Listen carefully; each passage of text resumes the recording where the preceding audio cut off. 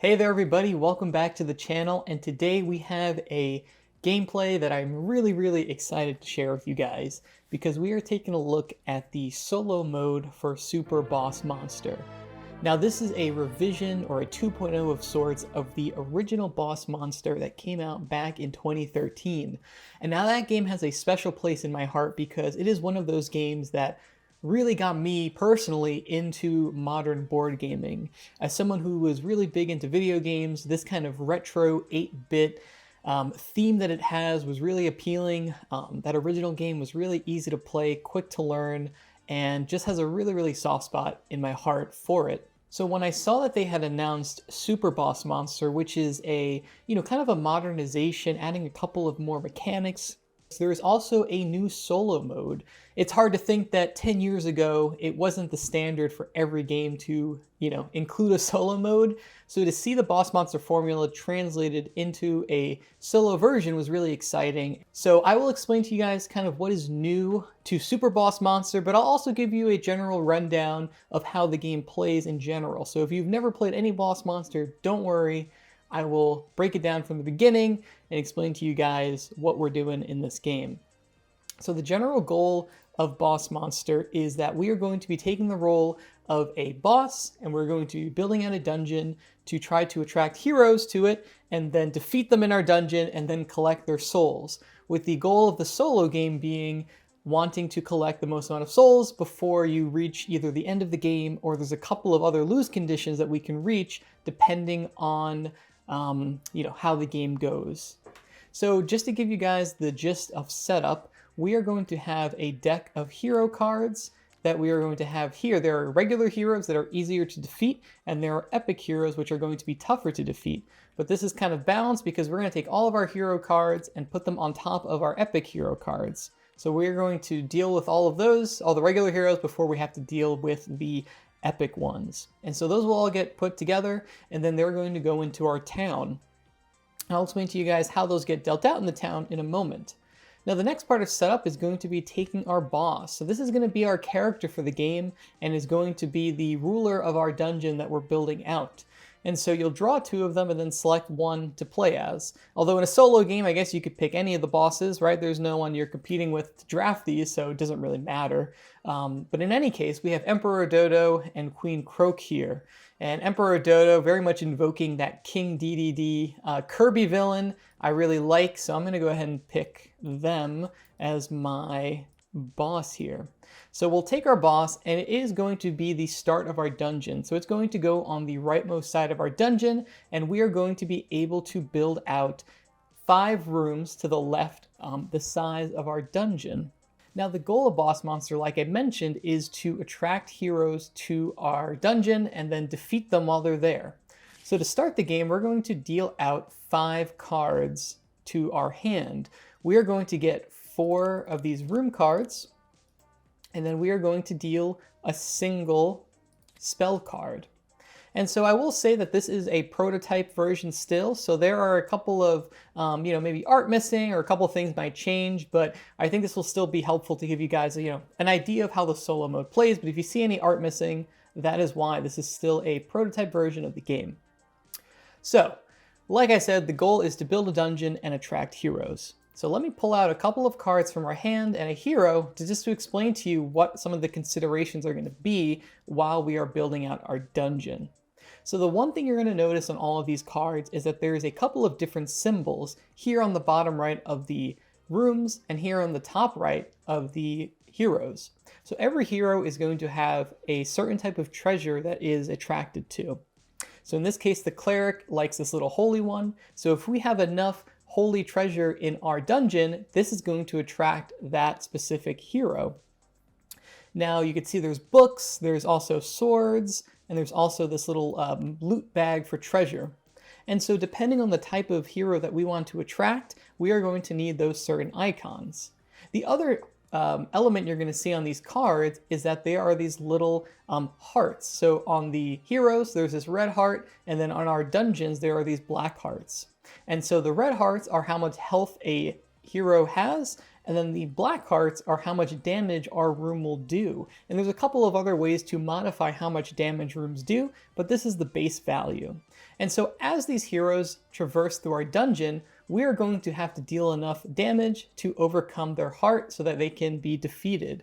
If they don't get defeated by our rooms, we are going to take damage equal to the little amount of little blood droplets that are on the bottom right of this hero card. And if we ever take 5 total damage, that is one of the lose conditions in the solo game mode. So we really don't want to let heroes survive going through our dungeon. Now that is kind of the general elements of the cards, and just before we start building dungeons, I wanted to explain to you guys what are some of those considerations going to be while we're playing. And you can see here our starting boss starts with a sword, so that's kind of its initial treasure that we have in our dungeon.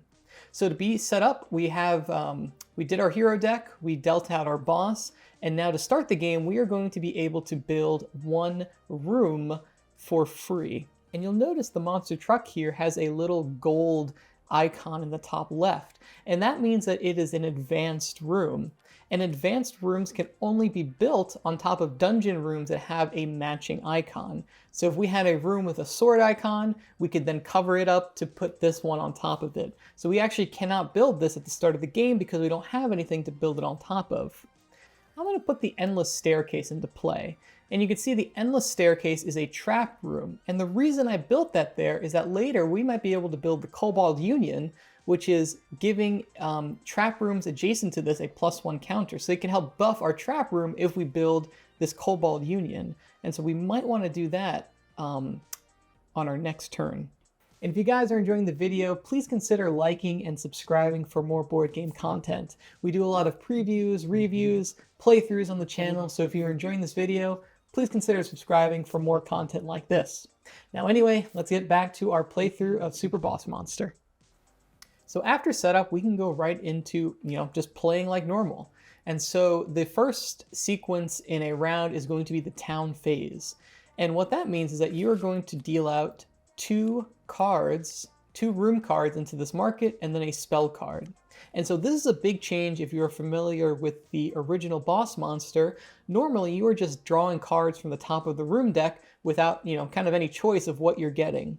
Here, there's going to be a market where you're going to be drafting cards depending on what you want to kind of customize your dungeon to look like, which I think is a really, really smart choice to give you a little bit more agency as far as what rooms you're taking to, bring into your dungeon. So that's going to be the first part of the town phase, refill this market. The next thing we're going to do here is deal out 3 heroes. So in a solo game, you always deal out 3 heroes. And that's going to get tricky because they're only going to be attracted to us if we have enough treasure to bring them into our dungeon. And so like I said before, in the top right here, you'll see a treasure icon for each hero. And in addition to that, we are going to need a certain amount of additional icons to attract them. So like I said with the cleric, it wants holy symbols, and since it's in the first spot here, it needs 1 additional treasure. So to make the cleric come to our dungeon, we need 2 holy symbols. This one would need 3 holy symbols, and this one would need 4 book symbols. And then if we start to get overflow, I will explain when we get to that point what these bottom spaces are. So the last part of the town phase also introduces the other really big new mechanic that Super Boss Monster is adding, and that is the minion. And that introduces a worker placement element to Boss Monster. And this is really, when I read the rules, this is what really got me the most excited, because I love worker placement, and having this minion that you're sending out to do tasks is such a cool way to wrap it into the theme, while also adding a lot of cool, interesting choices to the game. And so what you'll notice here in the center board here is that there are 4 different locations. There's the temple, the stadium, the library, and the hideout. And these correspond with the 4 different treasures that are in the game.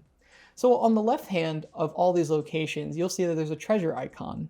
So if we were to put our minion in that spot, for the rest of our turn, it's going to count as if we had this additional treasure icon. And that could be critical if you're trying to attract specific heroes. Having that 1 additional treasure icon can help put you over that threshold to get them to come to you. Now on the right side, you're going to see that every location has an individual ability that you're going to be able to activate if you put your minion there. So the temple, for example, this will let us take an additional card from the market. The stadium will let us draw the top card of the room deck. The library here will let us draw 2 spell cards and discard one. And then the hideout here will let our last room in our dungeon do 2 additional damage. So these are all very powerful abilities, and I like that you can really customize depending on what you're going to be experiencing in the round. You could put your minion in the place that is the most beneficial. The other spot you'll notice is that there's this little +2 heart with a little minion space, and I will explain a little bit later on what that is going to apply to. So now before the town phase ends, we're going to be able to take one of these cards from the market, and we only get to take a single card. And like I said, there are room cards that we covered, and there's also spell cards. And spell cards are going to be powerful single-use abilities that are going to be either used when you're building a room or when an adventurer is going through your dungeon. So this card here, the Decoy Boss, you can gain the effects of an unoccupied action spot in town. So that's pretty good. Like I said, these are the action spots, so we can copy any one of these action spots, which can be really good. Looking here, we have the Brain Sucker room, and this gives us a book. Well, right now our icons are kind of all over the place, but we do have this card here that gives us 2 book. So I'm going to choose to take the Brain Sucker room, and then I'm going to put my minion somewhere. I'm going to put it in the stadium here because I kind of just want to draw more cards and fill out some more of my hand.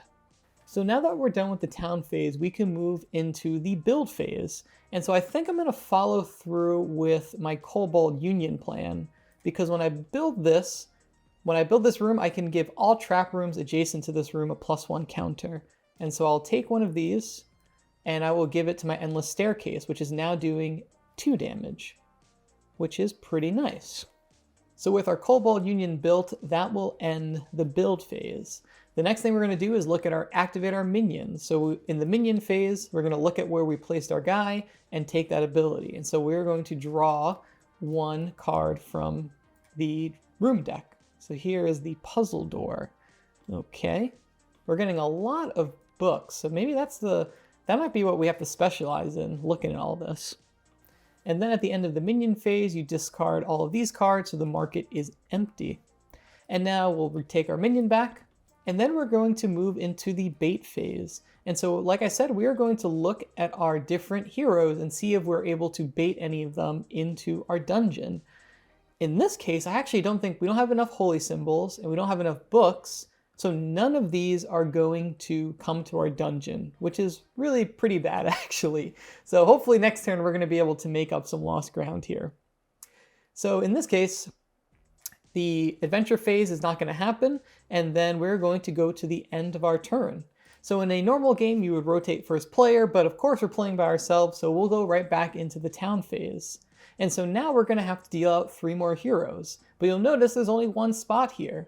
So then we're going to have to make room for these guys. So everything is going to slide down so that we can have enough space to fill out our row here with heroes. Now this introduces an interesting loss condition. You'll notice that there's 4 locations as well as this tavern. If we ever have heroes that overflow into the tavern, the game immediately ends. So we need to be able to bait enough heroes to our dungeon before all of this happens. So getting enough symbols quickly is really, really critical in the solo mode because you are racing before they get to this tavern. So here I could get another one of these.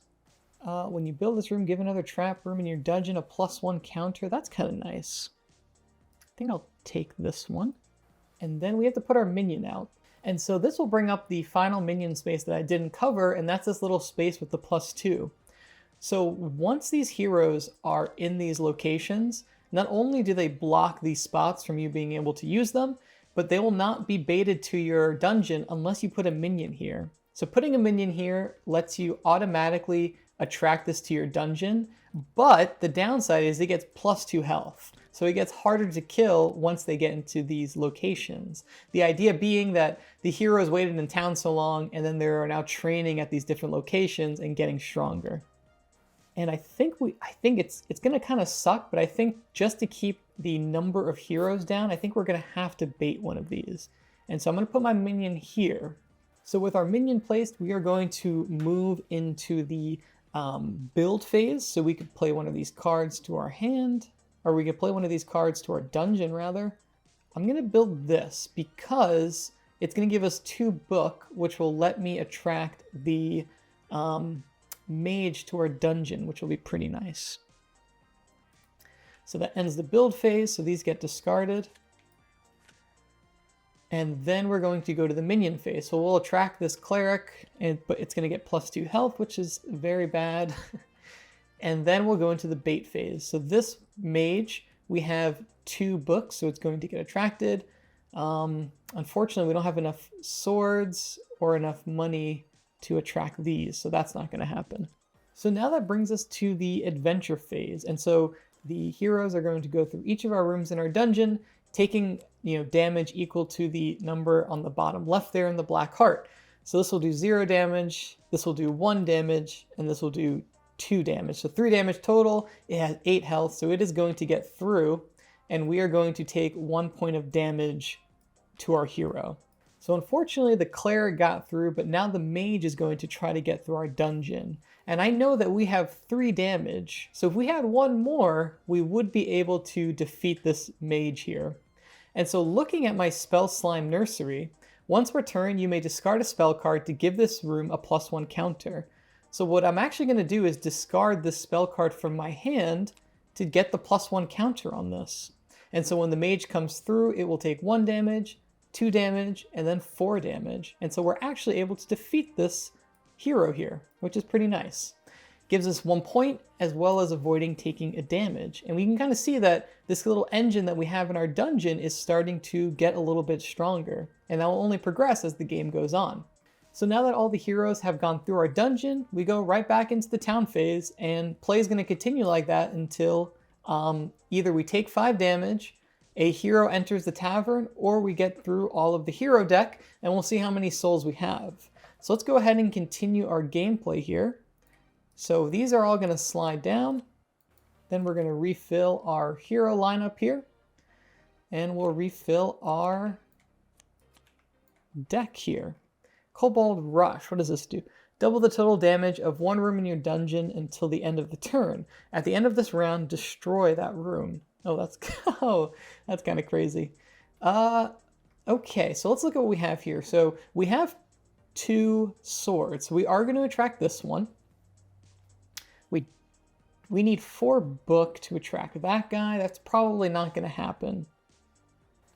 I'm going to take the inside out room because I like the symbols that it gives. And then our minion, where do we want to put our minion? Right now, our dungeon is doing 1, 2, 3, 4 damage. With the potential of 6 if we build the brain sucker room. So I'm going to take this one, because that'll be 6, so that'll be easy enough to kill. I think I need to build the brain sucker room, and so we'll go into the minion phase now. So we will pull this thief in, it's going to get +2 health, and then we'll bait heroes. So this fighter, we have enough swords to bait it, so we'll take this one. We don't have enough for this, we don't have enough books for you, and for the fighter, we don't have enough swords, unfortunately. So here, the thief is going to go through and take 2 damage, 3 damage, 4 damage, 6 damage.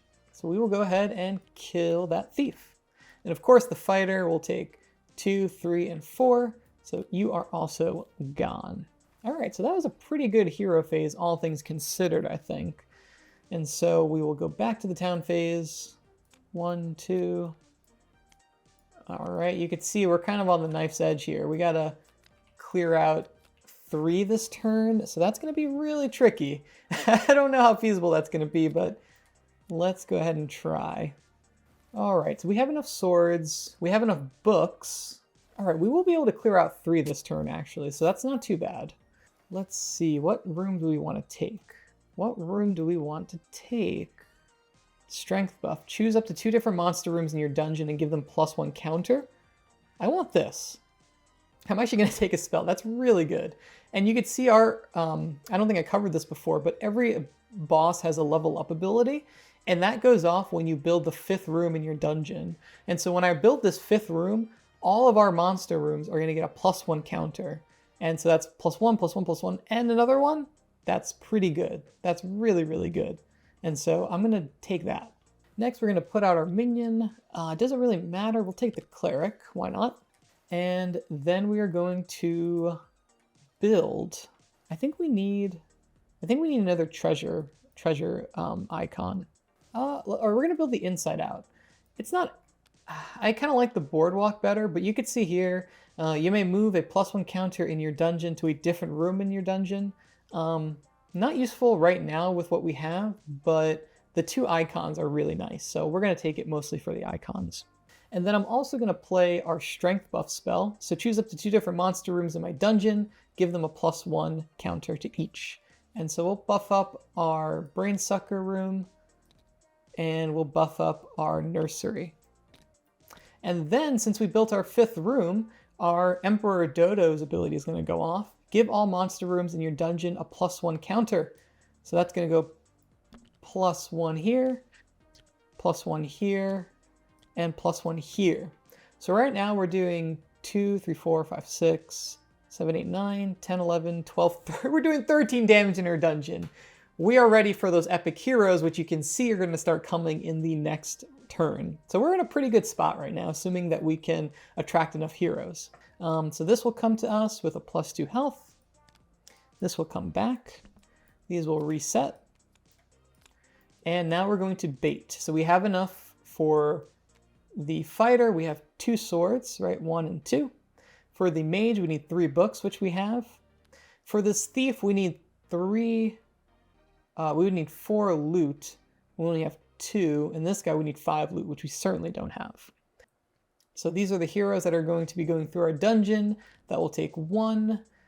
That'll take 6 damage. So this is gone. Oh my, that brainsucker room is actually just horrendous. This is doing 4 damage. That's so good. The fighter, so that's going to be 1, 2, 3, 4, 5, and then 6, 7. Yeah, that's overkill. So the fighter is gone. And then finally the mage, again, it has 6 health. We just killed the fighter. And I'm kind of glazing over it, but certain rooms will have abilities that go off if you kill a hero in that specific room. So you do want to be diligent that you're counting the damage as you go through rooms, but none of my rooms are doing that, so it's not a big deal. Okay, that was a great monster phase, or adventure phase there. So now these are going to slide down, and we're going to start with the epic heroes. And you can see these epic heroes generally the same as regular heroes, except they have a lot of beefier health. So every point of damage that we can do is going to go a very long way here. Moving back to the town phase, we're going to deal out more of these. The firebomb storage. You may destroy this room to place 2 +1 counters. Reveal and discard a room card. Add its treasure icons to your boss until the end of your turn. That could be really useful to attract more heroes. Minions. Who do we want to fight? Sure. Let's take this cleric. Why not? So our minions placed, and now we can take a card from the market. We're going to take the counterfeit map, because I think being able to get a free icon probably is going to be really useful. Okay, so now we'll move into our build phase, and I'm going to build our monster truck room. You could put a minion here to build a monster room in your dungeon, so that's helpful if you want to build 2 rooms in one turn. That gives you a way to do that. But it also just does 3 damage, which is better than our kobold room, which is only doing 2 damage. And I think I mentioned this before, but advanced rooms with this little gold icon, they can be built on top of, or they have to be built on top of rooms with a matching icon. So this has a sword, this kobold has a sword, and so we can build on top of it.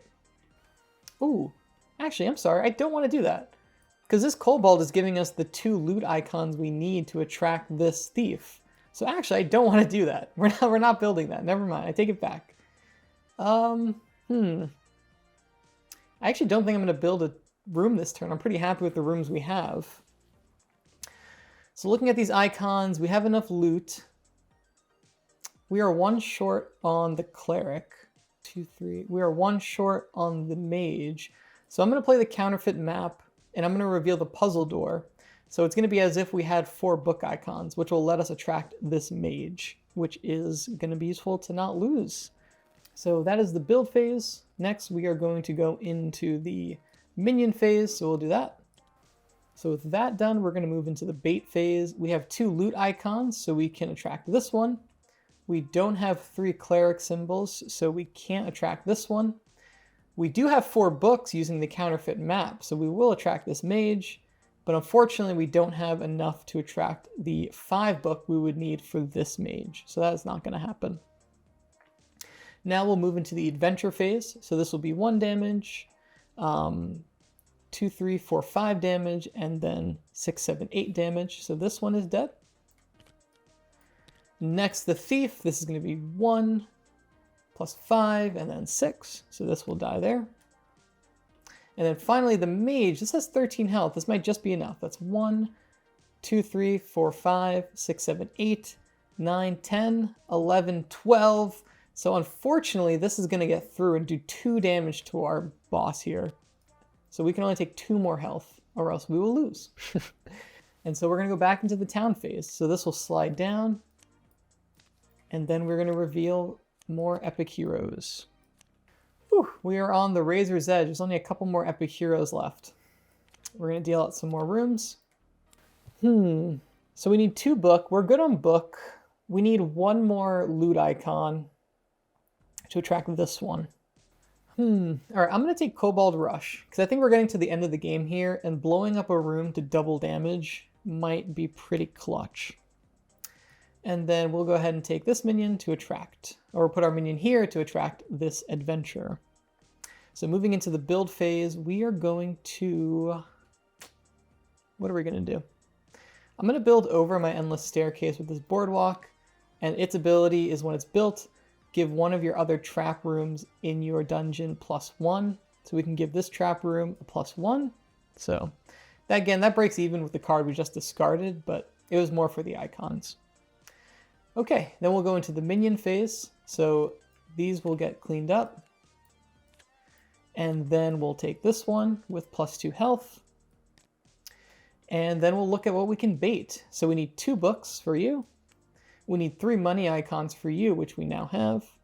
And then we would need either 4 holy symbols, which we certainly don't have. All right, so that's baiting them. And now we are going to go into the adventure phase. So that's going to be 2 damage. That's going to be 5 damage, and then 6, 7, 8. So that will kill this fighter. See you later. And then we're going to throw this mage in, right? So that's 2, 5, 6, 7, 8, 9, 10, 11. So just enough to kill that stupid guy. And now we have this thief here. And now it's going to be, again, 11. So that'll be just enough to kill this hero. So we really, we're getting by the skin of our teeth here, but I like that. It comes down to some real nail-biting moments. We're going to go ahead and slide these guys down. All right, and now there's 3 heroes left, so there's probably only 1 more turn after this before we are out of heroes to draw. Okay, we have the Traveling Library for a book icon, a holy and a book, and then the back rooms. That's so funny. I love some of the reference. I'm not really focusing them here, but some of the references in this game are so cool. Like this little Hollow Knight one here. There's just so many cool references in here. Just looking through the art of these cards is such a joy. But in any case, what does the back rooms do? Choose 1 room in any dungeon until end of turn. It deals +2 damage for each room stacked underneath it. So if we got this one would do +2 damage because there's a single card stacked underneath. Let's look at these icons. So we need 2 holy symbols, which we don't have. We need 3 money symbols, which we do have. 4 money symbols, 5 books. Okay. So I think regardless, we are going to need to build a room with another holy symbol because we are going to be in big trouble if we cannot clear out enough heroes. But what do I want to do with that? Because we can't cover this one up because we need this icon. So in any case, all right, I have to take a card, right? I'm going to take the obelisk. I'm pretty confident that's what we need. We'll put our minion here. It's a shame. If you lose control, your minion really gets locked up having to farm these heroes to your dungeon. to help make sure you don't overflow. So it kind of like it's hard to keep up if you're not playing these symbols right. There might not be a way for us to sneak out of this, to be honest, because even if we do attract this cleric, we're not going to be able to kill it. I don't think we have 13 points of damage. All right, it breaks my heart because the brain sucker room has done so much work, but we are going to build over it, actually. And I think this will make sense. We did our build phase, now we're going to do our minion phase. So we'll bring this hero over here. And now we are going to do our baiting phase. So we have 2 holy symbols, so this will come to us. We have 3 loot symbols, so this one will come to us. And I think that's it, right? Because we would need 4 for this. Yeah. So our mage will go 2, 3, 4, 5, 6, 7, 8, 9. So this one's dead. Now this cleric is going to be tricky. We're going to have to time this right. Double the damage of 1 room in your dungeon until the end of your turn. At the end of this round, destroy that room. All right, so this cleric is where things are going to get tricky, but I think we're going to have to just go all out. So I'm going to use the Kobold Rush on our slime nursery here to double its damage. So it's now doing 6. So that's 1, 2, 3, 4, 10, 11, 12, 13, which will be just enough to kill this cleric, clearing it from the dungeon. And then this thief, right, it has 11 health. It's going to be able to die as well. But now the Kobold Rush, since we use that, it is going to destroy this room at the end of our turn. So we're going to, that's a big hole. But I think to survive that turn, it was worth it. And so if there is ever a hole in your dungeon, everything slides down to fill in that hole. Okay, that was a pretty good, I mean, that's about as good as it's going to get. We only have 1 turn left, so I think to really maximize the amount of souls we're going to get, we had to do that. All right, this is our last turn. So regardless of what happens next, since this is now empty and we can't refill it, the game will end after this round. So we'll just try to do as much as we can. All right, so moving into this last turn here, we are going to have, this is really just our last chance to get any last souls.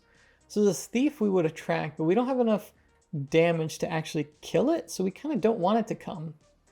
And then this fighter, we need another sword to attract it. So we kind of got ourselves into a pickle here, because we kind of burned a lot of cards in that last turn, which is a little tricky. So what do we want to do? I'm going to take this super card, I think. Because I think regardless, I'm going to need something to push over a little bit of damage. And so I'm going to go ahead and do that. Now we can build. I'm actually not going to build because if we built this advanced room here, it would cover up the money bag, which maybe we want to do because we don't want to die, right? I guess I didn't mention this before, but wounds are also negative points, so I don't want to take any wounds. So I'm actually going to build over this Kobold Union. And then my minion, I'll attract this. Oh, can I kill this? Yeah. I'll put my minion here and attract one of these heroes. Okay, so we built our room. We have a spell here. Our minion's going to go off with this. Oh, actually, I think I miscalculated. Oh well, we're going to have to live with this now. Okay, then we're going to do the bait phase. Oh, no, we had 3. Oh, dang it. Okay. It's all falling apart the last turn of the game. So the cleric will take 2 damage, 3, 4, 5, 6, 7, 8. So I'm going to use my super card, which is a spell, and then if I'm leveled up, I will deal 5 damage, and so that's fine. We'll kill this one. And then the stupid thief's going to come through for 2, 3, 4, 5, 6, 7, 8, and then unfortunately it's going to do 2 damage to my hero, killing it. So we have 5 wounds, so the game would end, but also the game would end because the town deck ran out. So regardless, the game is over. So now we're going to take all of our hero cards and splay them here to see how many we killed. So this, wow, oh my gosh, this is a grave. Oh my gosh, I didn't realize we killed this many. I kind of feel bad. Okay, so it's 2, 4, 6, 8, 10, 12, 14, 16, 18, 20, minus 5. So that's 15 points, 15 souls. And I believe they say here that a perfect score is 36 points. So we are halfway to a perfect score. But I don't think you can balance those icons well enough to get a perfect game. But 15, that was pretty good. I've played this 1 or 2 times just to like get the rules down. And a couple times I lost to getting the tavern overflow. And this by far feels like the worst way for the game to end because it feels very premature. At least here we made it to the end of the hero deck. We took some damage, but I think, look at this graveyard. I think that was I think King Dododo here did a pretty good job killing adventurers in his dungeon. Good job, minion. So there we have it. That is a solo playthrough for Super Boss Monster. I mentioned it throughout the playthrough, but the big addition to Super Boss Monster is the new central board where you're going to be using the minion to do some worker placement actions, as well as having a market for drafting cards. I think those 2 small changes really, really help Boss Monster feel like a more robust, more interesting decisions, less randomness, and just really tightens up and makes the actual decisions you're making in Boss Monster so much more interesting. I think the solo mode is a really fun puzzle. I think I still would prefer to play it multiplayer more often than not, but again, as a chance to just do this like little puzzle of building out your dungeon rooms, I love doing that. This almost feels a little programmy because as you go through these different rooms, right, those effects are going to go off. And so that puzzle of building out rooms in specific orders to synergize with your boss, I really enjoy it. And I love looking at these cards and just appreciating the art and the references. The heroes have really like funny flavor text. It is just a really nice, very nice package. And again, it feels like Boss Monster, very, very on brand, but making that jump from like an 8-bit game to a 16-bit game where it's just much more robust, a lot more, fleshed out, and just it feels like an evolution of Boss Monster. And I'm so happy that they were able to take that core mechanic from 10 years ago and modernize it for, a new audience, or maybe people who played the original Boss Monster and felt like they grew out of it, but they still love that game, but now there is a more robust game to go back here to, and I think it really, really accomplishes that task. I also want to mention that there are backwards compatibility rules, so if you have Boss Monster expansions, they are not going to waste. You can still use them. There's a guide in even the prototype rules here of how you can adjust that to bring back some of those Boss Monster expansions. So like the best, video game systems, Boss Monster is backwards compatible, which is really appreciated. So if you guys found this interesting, I will have a link down to Super Boss Monster. I'd like to thank Brotherwise for giving me access to this tabletop simulator mod, sharing the rules with me and giving me a chance to share it with you guys and play through it. Like I said, Boss Monster is a game that is very near and dear to my heart, and I'm so happy that I'm able to share this solo mode with you guys. And yeah, if this looked interesting, check out Super Boss Monster. It is a really neat game and a really cool evolution of an older design. If you guys have any questions about Super Boss Monster, please let me know in the comments below. And if you have Tabletop Simulator and want to try Super Boss Monster multiplayer with me, I'd love an excuse to play a game of it. So be sure to let me know in the comments below if that is something you would be interested in. Maybe we could get a group together on the channel to play some games. Thank you guys again for watching, and be sure to subscribe and like if you enjoyed the video, and come back for some more board game content. Thank you guys again for watching, and I'll catch you on the next video.